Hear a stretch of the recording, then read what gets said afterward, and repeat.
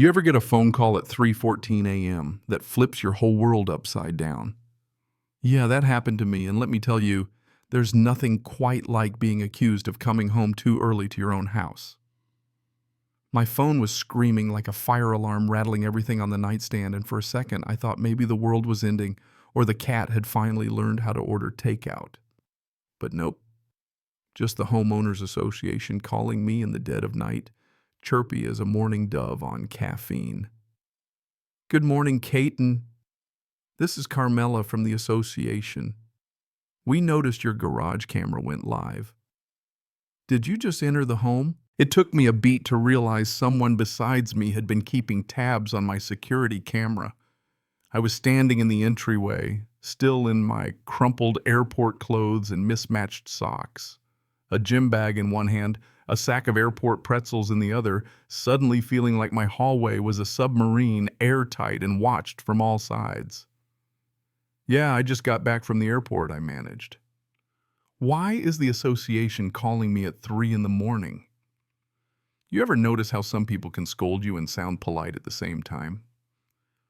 Carmela had that down, she told me, with all the syrup of a school librarian, that my house was scheduled for community use for the next 2 weeks, starting tomorrow, so technically I shouldn't be there.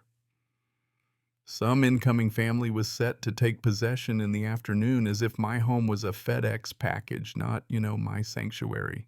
Let me back up a sec. I'd posted on our little neighborhood page that I'd be out of town for about 2 weeks and needed someone to roll my trash bins to the curb. Next thing I know, the board decides that's constructive notice. I've abandoned the place, and boom, my home's been assigned to festival volunteers. When I pointed out, that's not a lease, that's me trying to keep raccoons from throwing a kegger in my driveway. She hit me with the calendar is set, and the volunteers are counting on housing. It would be inconvenient if you moved your things back in. Inconvenient. That's when my sarcasm woke up and started doing push-ups. Sorry to be inconvenient, Carmela, but this is my property, in my name, and I didn't opt into any rotating inventory, I said. You don't have that power. Meanwhile, my neighbor's cat thudded off the windowsill like even he was fed up. Carmela, unfazed, told me to please vacate so I wouldn't interfere with the arrangement. I just about laughed, but what I really felt was the itch in my palm where my house key sat. This arrangement is null, I told her. You can't lease or license what isn't yours. Your bylaws don't allow eminent domain by newsletter, and if you try to put anyone in my house, I'm calling the police. At any hour. She took a sharp inhale. You know that sound people make when they're weighing how much trouble you'll be, and said, "We'll follow up when it's a decent hour." Then she hung up and I sat there stunned. But hey, years working in logistics taught me always save the receipts. I recorded that call and started digging for every association document I could find. Let me tell you, reading covenants and bylaws at 3:20 a.m. with your adrenaline still peaking, it'll make you see double. But the law is pretty simple. If you hold the title, you control the entry. Associations can nag you about paint color, but they can't turn your living room into a youth hostel. I found the smoking guns. No short-term leasing owner must approve all occupants. Association can't interfere with possessory rights, and any real amendment has to be voted by a supermajority and filed at the county, none of which had happened. I even made a cheat sheet of state trespass laws and civil remedies because if they tried anything, I wanted to be ready. Before I could even settle down, my phone buzzed again. This time a text from Bo, who treats the neighborhood like he's running for sheriff in a town of 5 people. Hey man, we put the festival family in your place last year for 2 nights. So this is just like that, but longer. No need to get weird. There was a tent emoji, which honestly made it worse. Oh, I remembered last year coming home from a business trip to a family of 5, barbecuing in my backyard, because Bo said it was temporary lodging. That time I'd put them up in a hotel and told the board it could never happen again. Apparently, misunderstandings have a way of expanding. I texted back clear as day. Any attempt to place people in my home is trespass. The property is not available. Do not contact me at night again. All further communication in writing. You ever feel that weird buzz in your chest when you're not angry yet, but you're definitely awake? That's where I was. And then Arya, my fence-sharing neighbor and fellow insomniac, texted, "Everything okay? Saw your porch light pop on, and Bo's truck roll past, slow." When I told her what was happening, she replied instantly, "Want me to put one of my cameras on your driveway?" I said yes and thank you, because that's how you know who's got your back. Did I sleep? Not really. But by daylight, I was in full defense mode. I called the non-emergency police line and got a bored but helpful dispatcher who said, if someone tries to enter because an association told them they could call us, it's trespass. She even said, don't escalate. Have your documentation ready. We'll send a car. You know it's serious when the dispatcher doesn't even sound surprised. I printed out everything, the covenants, the deed, the tax bill, a statute about self-help being prohibited for landlords, which, newsflash, I'm not to the HOA and the law about forcible detainer just for good measure. Then I emailed the board, plain and direct, you lack authority to assign, lease, or license my home to anyone. Any entry without my written consent is an unlawful trespass. Cease and desist. Not 2 hours later, there's a knock on my door. Not friendly, more like a repo man with a quota. I didn't open.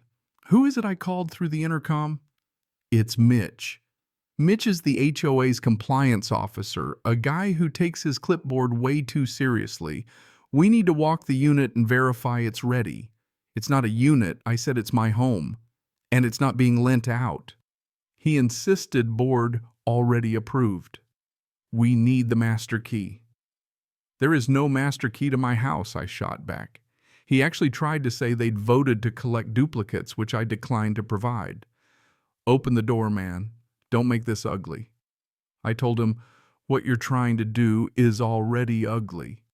He left, but not without sulking like a kid whose favorite toy just got taken away. Arya's camera confirmed it, Mitch on my porch, clipboard in hand. A strange woman behind him, a third person with a lanyard looking lost. Then Carmela emails, the association has authority to make accommodations for community events. You were provided notice. The board has voted, and there's nothing further to discuss. I replied, please provide the specific section of the rules that gives you that power, the minutes, the vote tally, and copies of all notices. All interaction will be recorded for legal action. Bo called. I let it go to voicemail. You're overreacting, he said. The family is nice. Just 2 weeks. Be neighborly. See, kindness gets weaponized like that, as if letting someone commandeer your home is just good manners. My home is my castle, literally, legally. So I called Lacey, a real estate attorney who owed me a favor. She laid it out, document everything, seek an injunction if needed, call the police if they try to enter and file complaints with the state, and send me all the documents I want to see if they tried to pass some sham amendment. Sham amendment. New band name, by the way. By lunchtime, the community chat was chaos. Some people were horrified, others shrugged. Rex, our rule lover, declared if the board voted, that's the rule. But Arya saw Bo circling the block with his orange clipboard, looking like a mall cop on a sugar rush. I decided to escalate quietly. Went to City Hall, spoke to Yara at the desk. She raised her eyebrows, said, they can't do that. Single-family zoning prohibits transient lodging. And if they're using grant money, that's a compliance mess. She handed me a form to file a report, which I did, attaching Carmela's email and a transcript of Bo's Be Neighborly message. Stopped at the hardware store, bought new strike plates, longer screws, a no soliciting, seriously. Signed because sometimes faith is spelled with a drill. Spotted a hose running water from the common green to Bo's house with a meter contractors use for city water. Took a picture, added it to my folder. That afternoon, a white SUV blocked my drive. A woman Tamsin got out, said she was with the festival. We were told the association had a host program. I asked who said it. She pulled up a text from Bo, said he chaired hospitality, had access to several homes for 2-week windows, and there was even a grant covering stipends, $200 a night paid to the association. You ever see all the puzzle pieces snap into place? Yeah. I asked her to email me everything. She just told me fax only. She agreed. Not how they wanted to operate, she said. Me neither, I told her. That night, Arya brought popcorn and gossip. Turns out Bo was watering his new lawn with community irrigation. Gordo, who used to work mall security, was getting hospitality stipends for patrols. Hospitality patrols? I repeated, sounds like a parade float with a badge. Arya grinned, then warned me to be careful. People are weird about power, even the small kind. I told her I'm weird about paper and I trust paper. Next morning, I got a hand-delivered letter from Mitch, a notice of fine hearing accusing me of interfering with community relations by refusing temporary lodging access. The board claimed the right to access all units to affect community goals. I almost choked laughing. Lacey didn't laugh, told me to go bring documentation and get everything on the record. So I canvassed, talked to neighbors. Turns out the board tried to collect keys for emergencies. An older couple who handed theirs over later found a maintenance guy watering their plants uninvited. Hospitality stipends were paid to 3 owners whose homes never hosted anyone, including Bo. Mulch meant for the community garden went missing the same day Bo's deck got replaced. Tilda, who walks her dog at midnight, saw Mitch try a key in my door at 3 a.m. and logged it. I built a timeline, gathered statements, made a binder. At the hearing, the room smelled like carpet cleaner and bad coffee. Carmela presided, Bo and Mitch flanking her, rest of the board blending into the scenery. Arya and Tilda were my backup, Gordo in the back like a bouncer. Carmela tried to steamroll, but I asked for the rule that let them assign my home without consent. I laid out the laws, city codes, the police report. Bo tried the hospitality grant defense. I asked for the grant, the amendment, the ledger. Mitch insisted they didn't have to show me anything. I cited the statute that says otherwise. Neighbors stood up. Arya had video of Mitch with a key. Tilda had her 3 a.m. log. Gordo admitted Bo paid him cash for patrols. Even Rex, the rules guy, looked sick. The board tried to save face, said they'd consult counsel. I said try to find me or enter again and we'll see each other in small claims court.